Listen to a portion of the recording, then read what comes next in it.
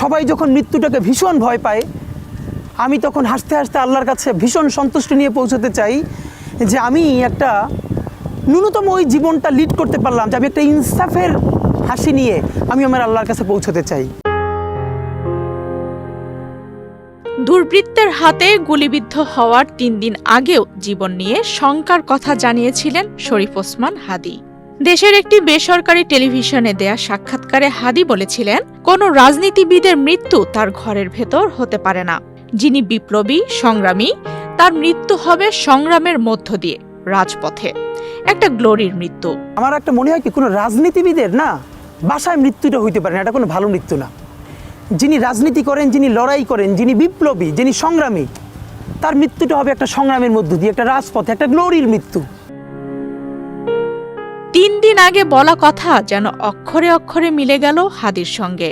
গত ১২ই ডিসেম্বর রাজধানীর culvert road এলাকায় রাজপথে দুর্বৃত্তের গুলিতে আহত হন ওসমান হাদী।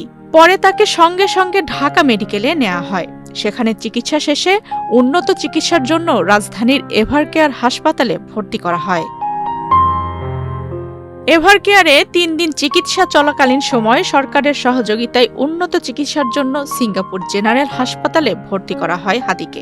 সিঙ্গাপুর জেনারেল হাসপাতালেই চিকিৎসাধীন অবস্থায় শেষ নিঃশ্বাস ত্যাগ করেন তিনি।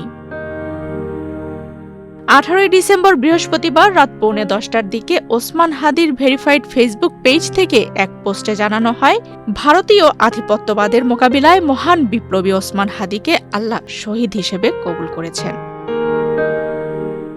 হাদী ঢাকা ৮ আসনের সম্ভাব্য স্বতন্ত্র প্রার্থী হিসেবে প্রচারণা চালাচ্ছিলেন। প্রচারণা চালানোর সময় রাজধানীর পল্টনের বিজয়নগর এলাকায় গুলিবিদ্ধ হন। প্রথমে ঢামেকে নেওয়া হলে সেখানে তার মাথায় অস্ত্রোপচার করে গুলির অংশ বের করা হয়। তবে এখনও হাদীকে গুলি করা দুর্বৃত্তদের ধরতে পারেনি আইনশৃঙ্খলা রক্ষাকারী বাহিনীর সদস্যরা।